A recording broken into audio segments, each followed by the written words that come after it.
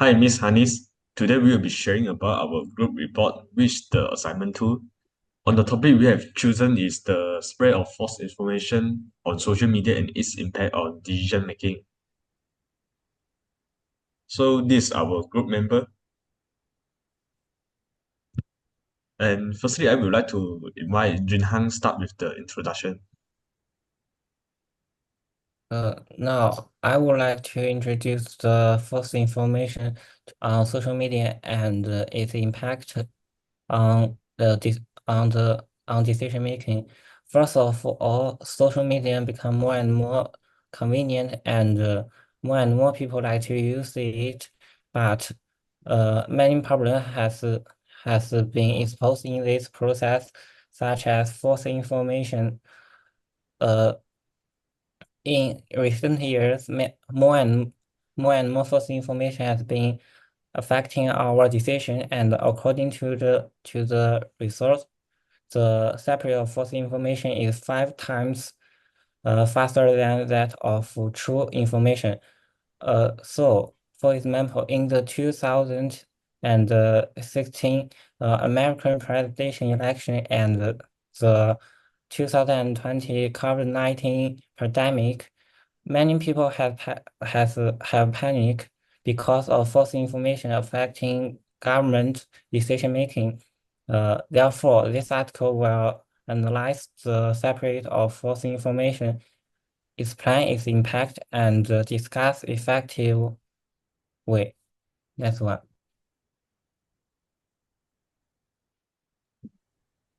Next. Okay. Next I will be Next I will be sharing about the review of relevant literature, theories, and concepts. So first, social media makes it easier to access news and information. However, it also allows false information to spread quickly. Understanding how false information spread on social media and impact decision making is important. The influencer marketing is a big reason why false information spread on social media. Influencers have many followers who are influenced by what they say and do. When influencers share false information, their followers may believe and share it too. Next, the social learning theories explain why people copy the behavior and belief of influencers they admire, even if the information is false. Followers focus more on influencers themselves than information accuracy.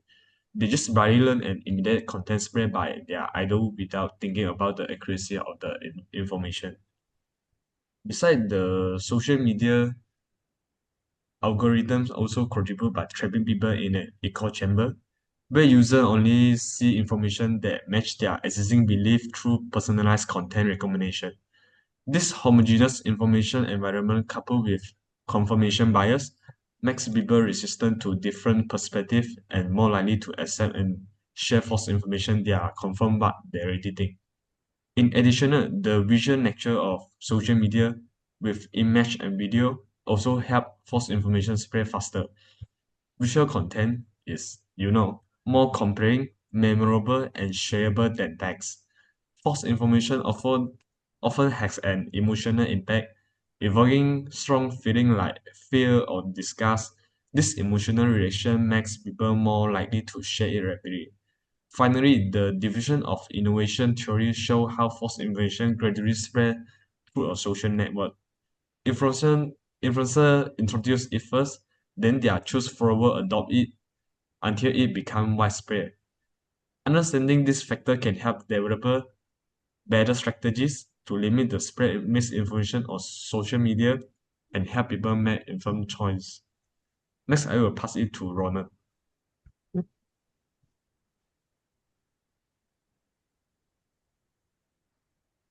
So now I'll be talking about the case study, our first case study, which is the Facebook Cambridge Analytica scandal. By referring to the previously stated theories, firstly, we have influence marketing, where trusted figures and authoritative content are used to sway decisions of the public, where this personalized and seemingly credible content tend to influence political decisions by the public.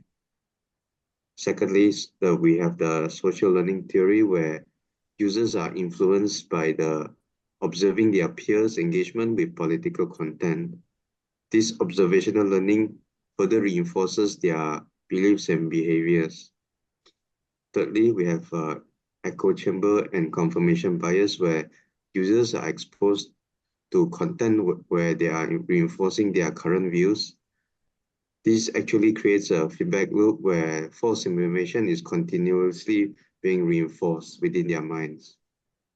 Next, we have role of the visual content, where this visual content made misinformation more engaging and persuasive compared to text, which in turn increases their impact on the decision making. And then we also have role of emotions and virality, where emotional abuse and emotional responses by the users make content more shareable, which amplified their reach and influence to the entire user base. Finally, we have the division of innovations theory, where this false information introduced ideas and narratives into the public's mind, where they continuously spread ideas into a broader audience, further influencing the public's opinion and their voting choices. Next slide. So the impact of this case study on decision making is divided into two parts. Firstly, which is in terms of individual decision making, where confirmation bias is present, which targeted ads are further reinforcing the current beliefs of each different users. And this leads to more polarized and entrenched opinions. And we also have emotional manipulation, where the ads play on the emotions of the users, such as fear, hopes, and anxieties. This also influences their decision based on their emotional responses. And then lastly, which is perceived credibility, where the such content seem more relevant and credible to users, which in turn reduces their skepticism and critical evaluation, leading them to decide based on this misleading fake news. Next slide. In terms of societal decision making, the impact on electoral outcomes is where the public end up raising concerns about the fairness and integrity of the electoral outcomes, which is unfair. And the public opinion has been shaped by various political and social issues through this fake news, which further leads to a more divided and polarized society. And then there's also the issue in trusting institutions, where this case has actually eroded the trust between social media platforms and democratic institutions, because it increased the public skepticism towards the social media companies and their concern over the data privacy and security. Now I'll pass on the next part. Okay, I'm in charge of case study 2, misinformation about COVID-19. First, an example, since the outbreak of the epidemic in 2020, numerous false news related to the epidemic have broken out on social media. A lot of people suffer from this. 5G causes virus transmission is a typical example. In the end, 77 5G-based situations were encrypted in the UK alone. This is due to a series of theoretical operations involved.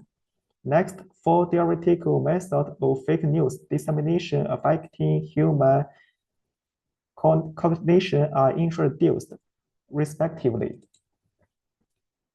Social media algorithms, they continually pushing this content to users with similar views. And influencer marketing, some misinformation of internet celebrities causes followers to support and internalize. Third is visual presentation techniques, fighting the power of fake news with powerful pictures, and innovation diffusion theory. Some internet celebrities play the image of innovators, leading more people to believe. That's all.